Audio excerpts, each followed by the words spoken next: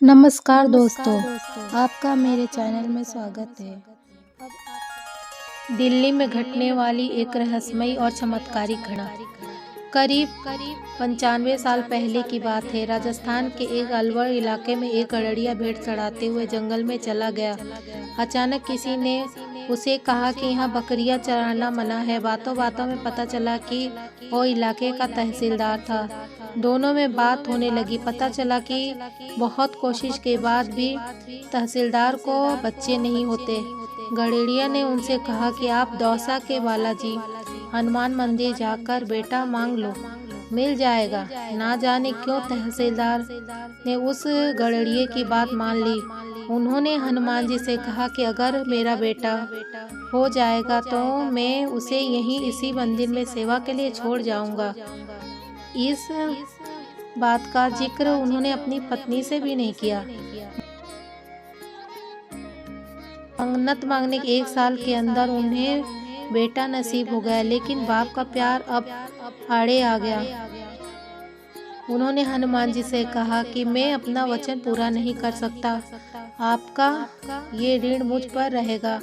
वे बेटा बड़ा होने लगा, शिक्षा की उम्र तक आया तो पिताजी ने उसे हरिद्वार के एक बड़े विद्वान प्रभुदत्त ब्रह्मचारी जी के यहाँ पढ़ने भेज दिया। लड़के में अद्भुत क्षमता थी, उसे रामायण कंठस्थ थी। बिना पढ़े वो रामायण का पाठ करने लगा। उसकी ख्याति दूर दूर तक फैल गई और वो साधु सन्यासियों और बड़े बड़े उद्योगपति जुगल किशोर बिरला जी ने अखबार में विज्ञापन दिया कि दिल्ली के लक्ष्मी नारायण मंदिर यानी बिरला मंदिर में हनुमान जी को रामायण पढ़कर सुनानी है।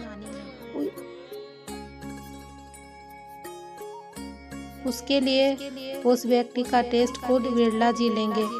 तय तारीख पर नारायण स्वामी अपनी पत्नी के साथ बिरला निवास पहुंच गए। बहुत से लोग और भी आए,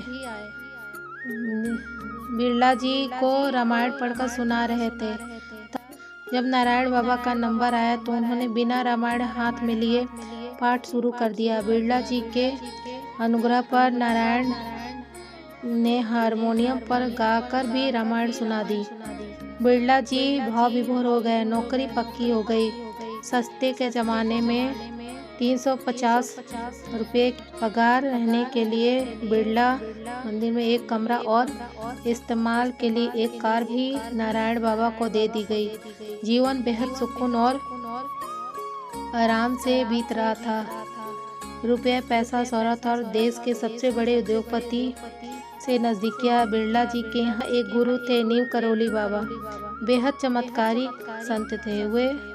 जैसे ही वो वृंदावन से दिल्ली आए तो बिरला जी ने उन्हें प्रसन्न करने के लिए नारायण बाबा का एक रामायण पाठ रख दिया। बिरला जी ने नीम करोली बाबा से कहा कि एक लड़का है जो रामायण गाकर सुनाता है। नीम करोली बाबा ने कहा कि मुझे भी उस लड़के से मिलना है। जैसे ही नारायण बाबा कमरे में आए तो नीम करोली बाबा ने कहा कि तेरे बाप ने हनुमान जी से धोखा किया है। नारायण बाबा अपने पिता के खिलाफ कुछ भी सुनने को तैयार नहीं थे, लेकिन तय हुआ कि अगर नीम करोली बाबा की बात सच्ची है तो वे उन्हें गुरु रूप में स्वीकार कर लेंगे। तभी नारायण बाबा अलवर रवाना हो गए और अपने पिता से कहा कि एक संत आपको हनुमान जी का ऋणी बता रहे हैं और आपको धोखेबाज भी कह रहे हैं। नारायण बाबा के पिता ने कहा कि वो संत हनुमान जी हो सकते हैं, क्योंकि वो ये बात सिर्फ उन्हें ही पता है। पिता की बात सुनकर नारायण बाबा वापस चले आए और नीम करोली बाबा को अपना गुरु स्वीकार कर लिया।